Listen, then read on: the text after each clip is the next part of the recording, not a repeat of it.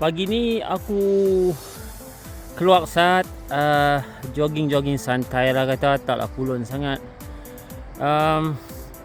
So sampailah di kawasan ni. Kawasan ni kawasan yang apa orang kata kawasan yang protected lah. So you can see there what happens here is essentially there are 3 rivers. River number 1, river number 2, and river number 3.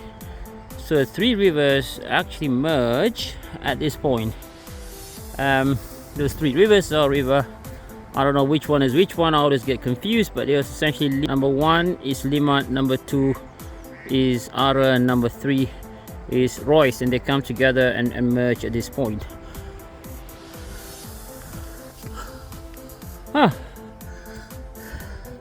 Interestingly,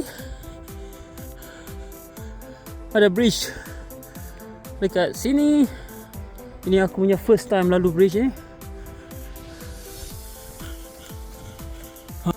Aku ingat aku nak ke sana.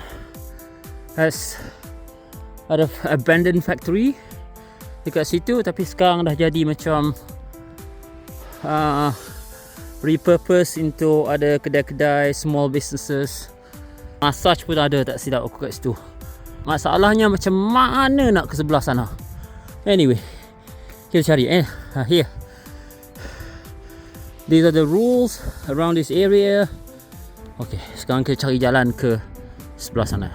Kalau korang tengok kan ni, besi-besi ni semua, ni selalunya untuk tarik boat ke atas lah, ataupun turunkan ke boat ke air, ke sungai. Kalau summer lagi cantik ni, mesti ada ramai orang lepak-lepak kat sini, sunbathing and so on.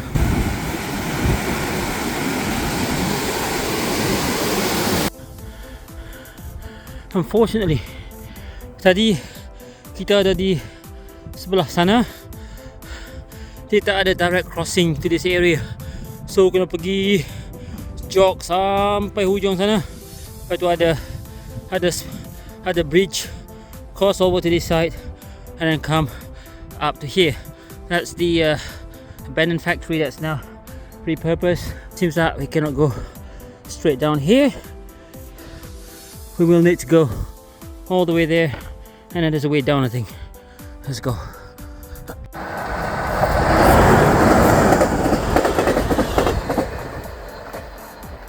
Dan itulah dia, the Swiss train.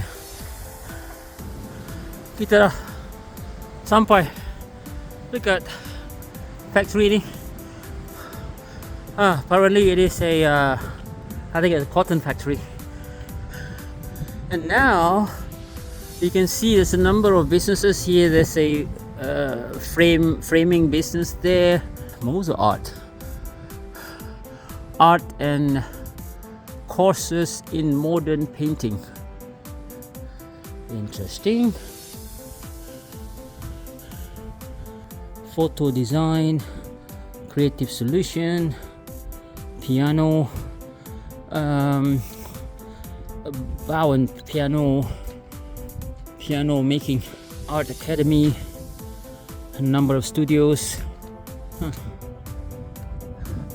lot of art stuff. Let's see, apa ada lagi? Kereta buruk. That was the photo design, art and photography. What is this? Renovation, painting. What do you call this? Recycling, building things from recycled stuff. What is this? Rope art. Bizarre bondage. That's interesting. Night rider, Wanderlehrer. Okay, this is hiking stuff. Oh, tantra. That's a massage I was talking about. And then creative photo.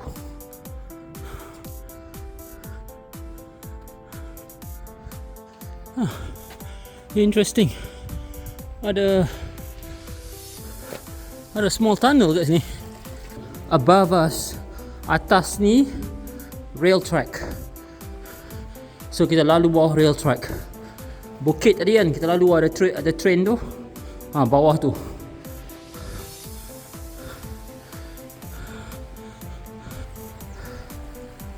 I want to go back. So tadi mula-mula tadi kita dekat di seberang sana, ujung sana. So in theory sepatutnya kita boleh cross ini. Boleh ke? Mungkin kita boleh cross ini balik ke sana. Tetapi bridge ni tutup. Memang selalu tutup. Aku pun tak tahu. Mungkin that area private area kot. Tak boleh masuk. Anyway, that's alright. Kita basically trace back jalan balik tadi. Patah balik ke rumah. Okay. Essentially asal dulu ni cotton factory. It was built in 1896. Sorry, 1869. The original Svinnereichstroppelage in Turkey. So sekarang kita kena patah balik, turun balik, buat balik pusingan yang mai tadi. Kita dah patah balik. Tadi apa tu, the old fabric, the old factory was around there. Just came back here. That's ABB. It's a big ABB office over there, or factory and office. So this region, Baden and the surrounding, used to be basically the city of ABB. It was here. The company ABB, originally known as BBC, was actually formed.